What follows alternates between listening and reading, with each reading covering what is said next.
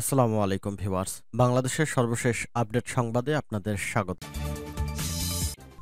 বন্যায় তলিয়ে যাচ্ছে সারা দেশ, যার কারণে দেশের জনগণের মাঝে হাহাকার বিরাজ করছে। এমন পরিস্থিতি কিভাবে সামাল দেবেন অন্তর্বর্তীকালীন সরকার? দর্শক, জানিয়ে দেব হাতে থাকা সর্বশেষ আপডেট বাংলা সংবাদ। প্রথমে সংবাদ শিরোনাম। শুক্র শনিবারও খোলা থাকবে জনপ্রশাসন মন্ত্রণালয়। এরপর জানিয়ে দেব বন্যায় ৮ জেলায় ক্ষতিগ্রস্ত ২৯ লাখ মানুষ। এদিকে পলক ও নসরুল হামিদের দুর্নীতির খোঁজে দুদক। এরপর জানিয়ে দেব বাঁধ খুলে ভারত অমানবিক আচরণ করছে বলেছেন নাহিদ। আরও জানিয়ে দিব সাংবাদিক ফারজানা রূপা ও শাকিল ৪ দিনের রিমান্ডে। সর্বশেষ জানিয়ে দেব তাসকিমের দেশ থেকে নিষেধাজ্ঞা। এতক্ষণ শুনছিলেন সংবাদ শিরোনাম, এবারে বিস্তারিত।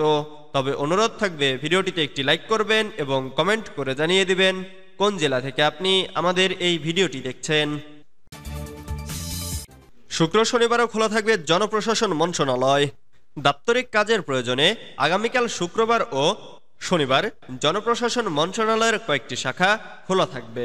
বৃহস্পতিবার ২২শে আগস্ট জনপ্রশাসন মন্ত্রণালয়ের প্রশাসন শাখা থেকে এক বিজ্ঞপ্তিতে এ তথ্য জানানো হয়েছে। বিজ্ঞপ্তিতে বলা হয়েছে, জনপ্রশাসন মন্ত্রণালয়ের দাপ্তরিক কাজের প্রয়োজনে আগামী ২৩ ও ২৪ আগস্ট শুক্র ও শনিবার এপিডি অনুবিভাগের কক্ষসমূহ, শৃঙ্খলা অনুবিভাগের সংশ্লিষ্ট কক্ষসমূহ এবং সিআর অধিশাখা খোলা রাখা প্রয়োজন। এ অবস্থায় উল্লিখিত কক্ষসমূহ, কলা পসিবল গেট এবং লিফট খোলা রাখার প্রয়োজনীয় ব্যবস্থা গ্রহণের জন্য নির্দেশক্রমে অনুরোধ করা হলো। বন্যায় ৮ জেলায় ক্ষতিগ্রস্ত ২৯ লাখ মানুষ। ভারী বর্ষণ ও ভারতের উজানের ঢলে স্মরণকালের ভয়াবহ বন্যার কবলে পড়েছে ফেনী, নোয়াখালী ও কুমিল্লা সহ দেশের ৮টি জেলা। মুহুরী, কহুয়া ও সিলোনিয়া নদীর বন্যা নিয়ন্ত্রণ বাঁধের ভাঙনস্থল দিয়ে প্রবল বেগে পানি প্রবেশ করতে থাকায় তলিয়ে যাচ্ছে একের পর এক জনপদ। ক্ষতিগ্রস্ত এলাকাগুলোর সব সড়ক ও ফসলি জমি তলিয়ে যাওয়ার সঙ্গে সঙ্গে ভেসে গেছে পুকুর ও খামারের মাছ। মন্ত্রণালয়ের তথ্য অনুযায়ী বন্যা দুর্গত ৮টি জেলা হল ফেনী, কুমিল্লা, নোয়াখালী, ব্রাহ্মণবাড়িয়া, চট্টগ্রাম, খাগড়াছড়ি, মৌলভীবাজার ও হবিগঞ্জ। আকস্মিক বন্যায় দেশের এ ৮ জেলার মোট ৩৫৭টি ইউনিয়ন ক্ষতিগ্রস্ত হয়েছে। পানিবন্দী হয়ে পড়েছেন ৪,৪০,৮৪০টি পরিবার। মোট ক্ষতিগ্রস্ত ২৯,০৪,৯৬৪ জন মানুষ। এ পর্যন্ত বন্যার পানিতে তলিয়ে ফেনী ও ব্রাহ্মণবাড়িয়ায় ২ জনের মৃত্যুর খবর পাওয়া গেছে।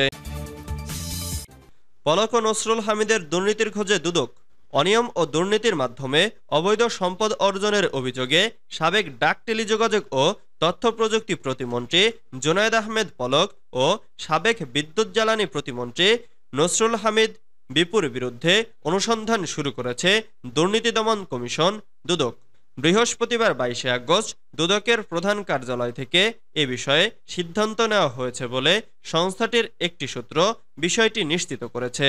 ২০০৮ সালে নাটোরের সিংড়া উপজেলা থেকে জুনায়েদ আহমেদ পলক প্রথমবার আওয়ামী লীগের সংসদ সদস্য নির্বাচিত হন। জানা যায়, এলাকার আওয়ামী লীগ নেতা ও ব্যবসায়ীদের কাছ থেকে টাকা ধার নিয়ে করেন নির্বাচন। নির্বাচনী হলফনামায় লেখেন ১৫ শতক কৃষি জমি, ব্যাংকে ৫০,০০০ টাকা এবং ৬০,০০০ টাকার আসবাবপত্র রয়েছে তার। অভিযোগ আছে, তথ্য প্রযুক্তি প্রতিমন্ত্রী হয়ে আলাদিনের চেরাগ পেয়ে যান পলক। সাবেক প্রধানমন্ত্রী শেখ হাসিনার ছেলে সজীব ওয়াজেদ জয় ছিলেন প্রধানমন্ত্রীর তথ্য ও প্রযুক্তি উপদেষ্টা। তাই জয়ের সঙ্গে খুব ঘনিষ্ঠ হওয়ার সুযোগ পান পলক। সেই সুযোগ কাজে লাগিয়ে হয়ে ওঠেন স্বেচ্ছাচারী। শেখ হাসিনা সরকারের পতনের পর একটি হত্যা মামলায় গত ১৪ আগস্ট গ্রেফতার হন পলক। বাঁধ খুলে ভারত অমানবিক আচরণ করছে বলেছেন নাহিদ। পরিবেশ, বন ও জলবায়ু পরিবর্তন বিষয়ক উপদেষ্টা সৈয়দা রিজওয়ানা হাসান বলেছেন, বন্যা নিয়ন্ত্রণে এবং সংকট সমাধানে সর্বোচ্চ চেষ্টা করা হবে। কিভাবে পরিস্থিতি মোকাবেলা করা যায় এবং বন্যার কারণ নিয়ে আলোচনা হয়েছে। বৃহস্পতিবার ২২শে আগস্ট বিকেলে উপদেষ্টাদের বৈঠক শেষে তিনি এসব কথা বলেন। তিনি বলেন, সর্বোচ্চ গুরুত্ব দিয়ে বন্যা মোকাবেলার সিদ্ধান্ত হয়েছে। ত্রাণ কাজে সমন্বয় করা হবে, উপদেষ্টাদের দপ্তরগুলো সমন্বয় করবে। তিনি আরও বলেন, বন্যা পরিস্থিতি এবং ভবিষ্যতে কিভাবে নিয়ন্ত্রণ করা যায় তা নিয়ে ভারতের হাইকমিশনারের সঙ্গে প্রধান উপদেষ্টার বৈঠক হবে বিকেলে। তিনি আরও বলেন, বৈষম্য বিরোধী আন্দোলনে আহতদের চিকিৎসা সহায়তা ফাউন্ডেশন গঠন চূড়ান্ত হয়েছে। সেই ফাউন্ডেশনের প্রধান হবেন প্রধান উপদেষ্টা। যারা বিভিন্ন সময় গুম হয়েছে, তার কারণ এবং কারা দায়ী সেটা তদন্ত কমিশন গঠনের সিদ্ধান্ত হয়েছে বলেও জানান তিনি। বলেন, বিভিন্ন মানুষ বিভিন্ন বিষয়ে প্রতিবাদ করছে, সে প্রতিবাদের কারণে জনগণের যাতে দুর্ভোগ না হয় সেটার একটা উপায় বের করবে স্বরাষ্ট্র উপদেষ্টার সমন্বয়ে গঠিত কমিটি। সাংবাদিক ফারজানা রূপা ও শাকিল 4 দিনের রিমান্ডে। ৭১ টেলিভিশন থেকে চাকরিচ্যুত প্রধান প্রতিবেদক ফারজানা রূপা ও হেড অব নিউজ শাকিল আহমেদের 4 দিনের রিমান্ড মঞ্জুর করেছেন আদালত। বৈষম্য বিরোধী ছাত্র আন্দোলন চলাকালে উত্তরা পূর্ব থানা এলাকায় পোশাককর্মী ফজলুল করিম হত্যা মামলায় তাদের এ রিমান্ড মঞ্জুর করা হয়েছে। বৃহস্পতিবার আদালতে হাজির করে তাদের 10 দিনের রিমান্ডের আবেদন করেন মামলার তদন্তকারী কর্মকর্তা।